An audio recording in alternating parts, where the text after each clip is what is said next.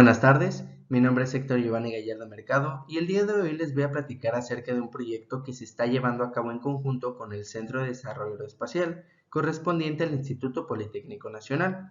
Asimismo, deseo extender un agradecimiento a la Agencia Espacial Mexicana por permitirme presentar este proyecto titulado Diseño, Desarrollo y Construcción de un prototipo de carga útil de un CubeSat para detección remota de incendios forestales.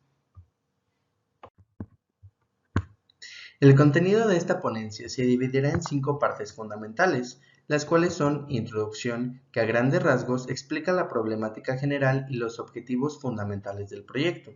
Asimismo, encontramos el desarrollo del diseño, donde podemos destacar el proceso que fue llevado a cabo de manera desglosada.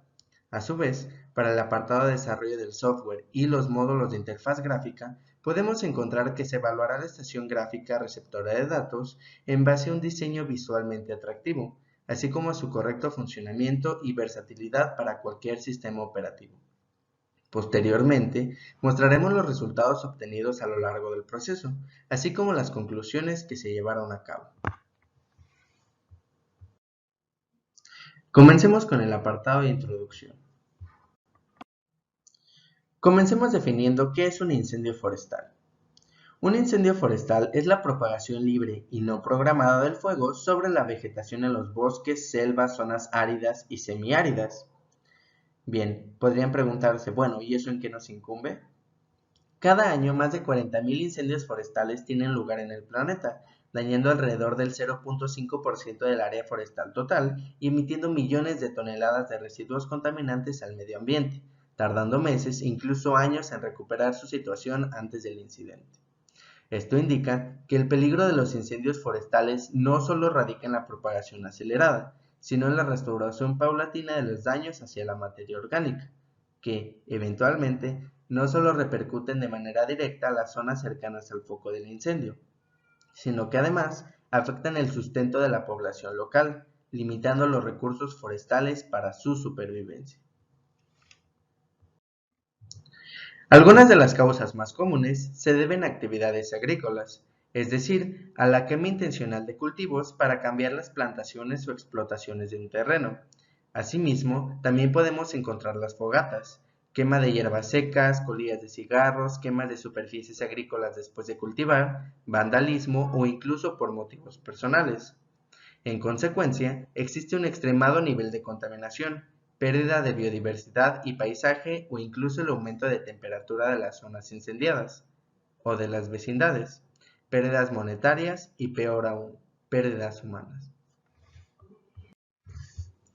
A razón de esto, en el ámbito internacional se ha realizado un gran avance tecnológico en preocupación conjunta por los incendios forestales, reflejándose directamente en los distintos mecanismos de detección, como lo son las imágenes satelitales.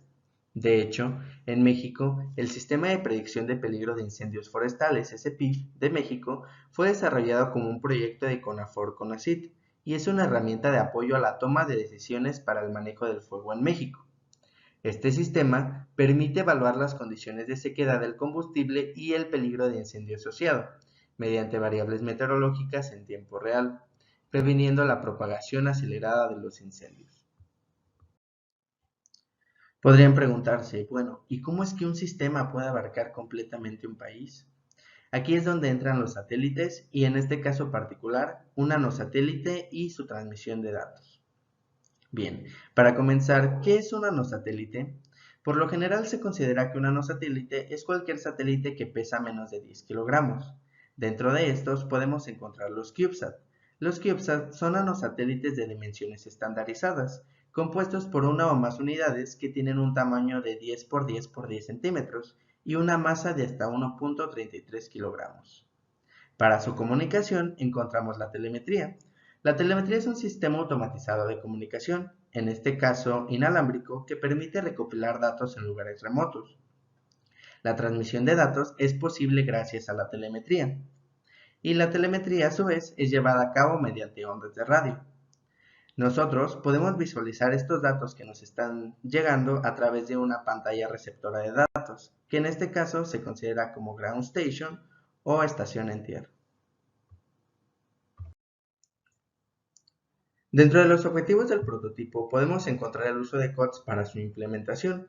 Un COT es un componente electrónico comercial que nosotros podemos adquirir en cualquier tienda electrónica que tengamos a nuestro alcance. Como segundo objetivo, tenemos que diseñar y desarrollar un dispositivo con estándares internacionales de un CubeSat. Y finalmente, diseñar y programar la estación en tierra de alerta temprana para la recepción de datos y respaldo de la información. Comencemos con el desarrollo del diseño. Para llevar a cabo el proceso, recurrimos a una metodología que está explicada a grandes rasgos en este diagrama de flujo.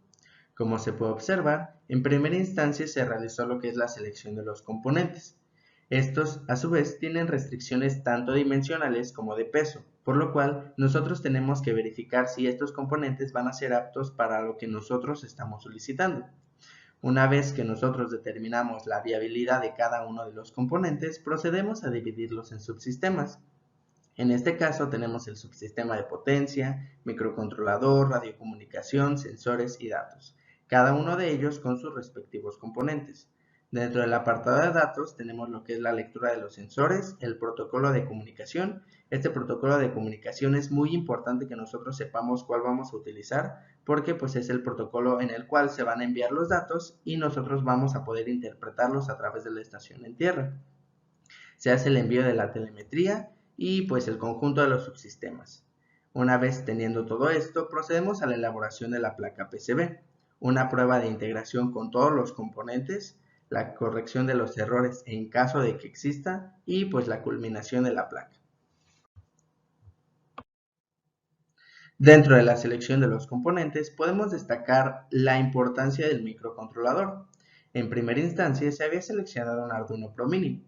Sin embargo, por la limitante de las entradas y salidas digitales, se optó por hacer el cambio a un Arduino Nano. Este nos proporcionaba mayores entradas y salidas digitales y era ligeramente más grande.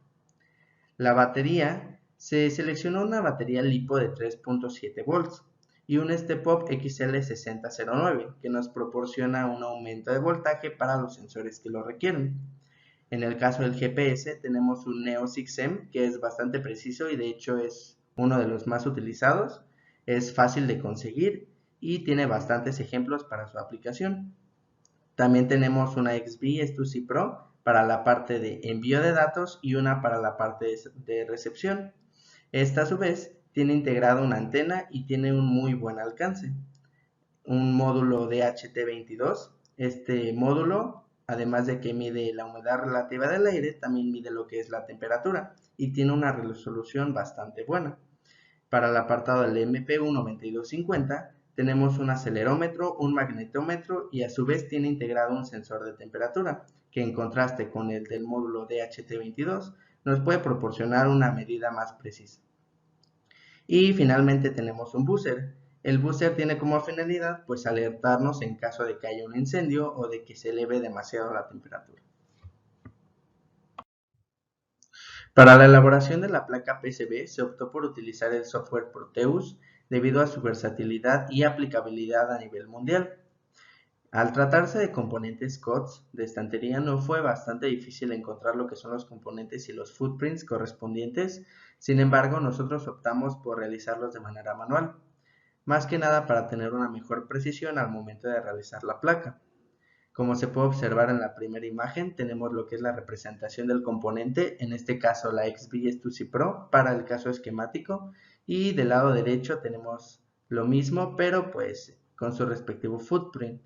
En este caso, este footprint nos representa pues los pads para la tarjeta gráfica de los circuitos impresos. Para el esquemático del circuito podemos destacar el uso de dos protocolos de comunicación. El primero, el protocolo UART, que requiere un transmisor y un receptor, como en el caso de la XB y del Neo 6M. Por defecto, nosotros sabemos que el Arduino Nano ya posee un receptor y un transmisor, que corresponden directamente a los pines 1 y 2 del Arduino. Sin embargo, para el caso del Neo 6M, se tuvieron que definir por medio de programación los pines 5 y 6 como receptor y transmisor, para poder realizar correctamente este protocolo. En el caso del MPU, se puede observar que se empleó un protocolo I2C, por lo cual se emplearon los pines 23 y 24 del Arduino, correspondientes directamente al SDA y al SCL del mismo. A su vez, este protocolo requiere forzosamente dos resistencias en pull-up, por lo cual se colocan las resistencias R3 y R4 de 10 kΩ. En el caso del buzzer, se utilizó la salida de 10, correspondiente al pin 13, y se puede observar de la misma manera que se colocaron dos LED, uno para verificar la conexión de la batería y el otro como alarma en caso de que se detecte una temperatura muy elevada. Si se puede observar, el step-up está conectado directamente a la batería y este a su vez proporciona la fuente de 5 volts para el Neo 6M, el DHT22 y el MPU 9250. Una vez determinado el esquemático del circuito y realizados los footprints correspondientes para cada uno de los componentes, procedemos a realizar el ruteado o trazado de las pistas. Este es el proceso de conectar y unir las pistas o caminos sobre el PCB de manera uniforme, alineada y organizada para asegurar el desempeño y funcionamiento del circuito. En este caso nosotros utilizamos un ancho de pista un poquito grueso, un tamaño de T40. Si se puede observar, la distribución se hizo de tal manera que cada uno de los componentes tuviera un ancho de pista grueso y pues tuviera su separación correspondiente para que ninguno de los circuitos se juntara. Además, se puede observar que solo se trabajó en una capa, en este caso la capa de bottom, y se colocaron los logos del CDA en la parte del seal skin y en la parte de bottom. Ahora procedemos al desarrollo del software y módulos de la interfaz. En este punto, nuevamente se emplea un diagrama de flujo para esquematizar de manera visual el proceso empleado para la elaboración de la estación en tierra. En primera instancia, como se puede observar, se realizó un diseño preliminar a través de los requisitos establecidos, destacando el atractivo visual de la interfaz gráfica y la facilidad de interpretación de información. Una vez determinado un diseño óptimo, se procedió nuevamente a dividir en subsistemas. En este caso, tenemos las mediciones de propiedades físicas que previamente habíamos definido en el apartado de sensores, así como el respaldo de la información, los gráficos en tiempo real y la interfaz gráfica de usuario. Cada uno de estos tiene un proceso fundamental para su elaboración.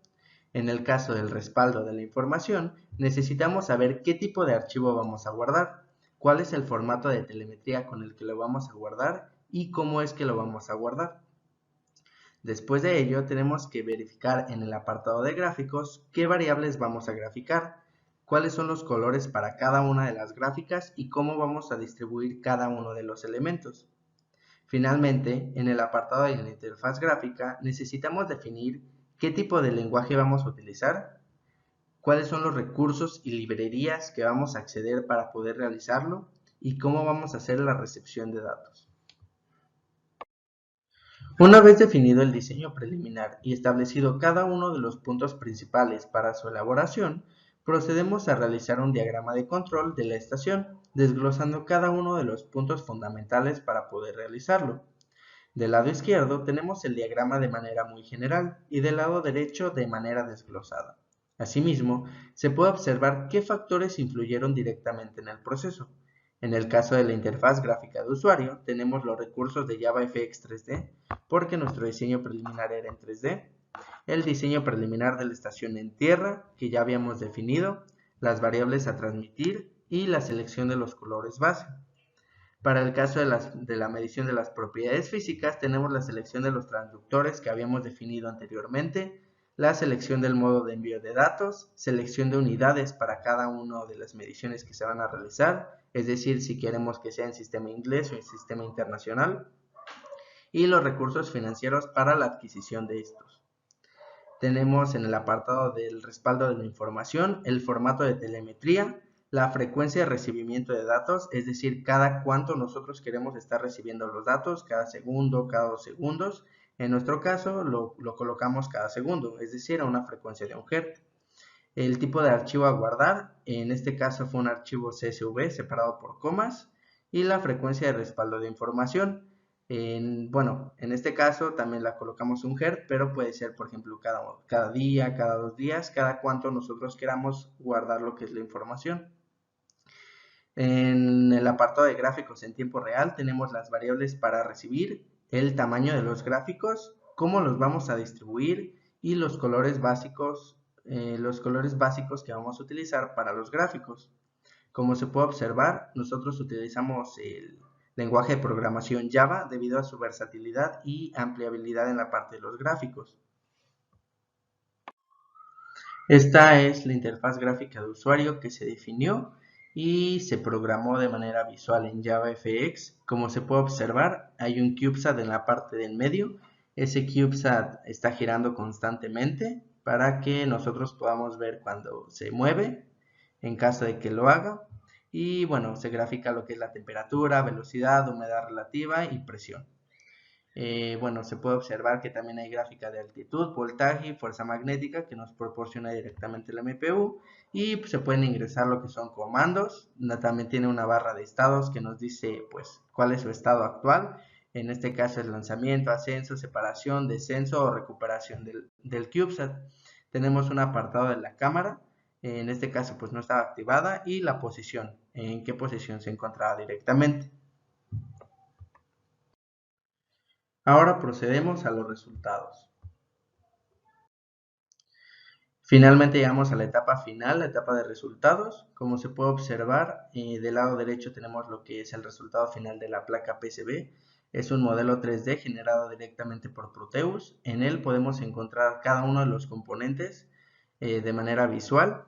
El de en medio pues corresponde directamente al de Arduino. A su lado está el Neo 6M. Debajo está lo que es la XB. También tenemos el MPU, el Step-Up, el DHT22, las resistencias, los LEDs, el buzzer y el conector de la batería. Y del lado izquierdo tenemos lo que es el resultado final de la estación en tierra. Como se puede observar, al inicio tenemos lo que es el apartado de Eclipse, que fue donde se programó, se compila el programa, y la pantalla inicial es la pantalla de carga. Tenemos una barra deslizante que hace más visual la parte inicial del programa. Tenemos un botón para ingresar, conectamos lo que es el puerto, le damos en el botón de conectar y automáticamente empiezan a cambiar los valores, que son los valores de temperatura, velocidad, humedad relativa al aire y presión que recibe directamente de la placa PCB.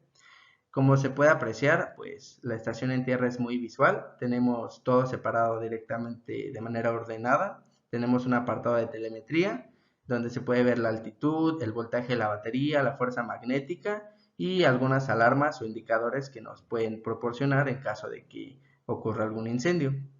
En la parte de abajo tenemos lo que es un texto para pues colocar lo que es un comando en caso de que nosotros queramos mandarle un comando directamente al CubeSat. Y del lado derecho tenemos lo que es la cámara. En este caso no está activada ni la posición porque está en estado estático. En la parte de abajo central tenemos lo que es una barra de estado que nos indica el lanzamiento, lanzamiento, prelanzamiento o la barra de estado directamente del CubeSat.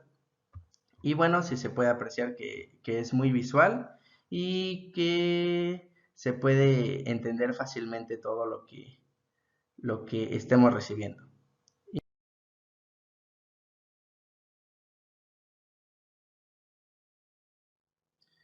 Bueno, como conclusión podemos definir que cumplimos todos los objetivos del prototipo. Utilizamos COTS para la implementación de la placa PCB. Realizamos un diseño y desarrollo de dispositivo con estándares internacionales CANSAT en base a cada una de las especificaciones definidas. Y bueno, realizamos un diseño y programación de la estación en tierra para la recepción de los datos y la alerta temprana. Finalmente, me gustaría agradecer a la Secretaría de Investigación y Posgrado del Instituto Politécnico Nacional por apoyar el proyecto 2021-1492, con el cual se pudo lograr el proyecto antes mencionado. Muchas gracias. Anexo mi información de contacto para cualquier duda que pueda emerger. Muchas gracias.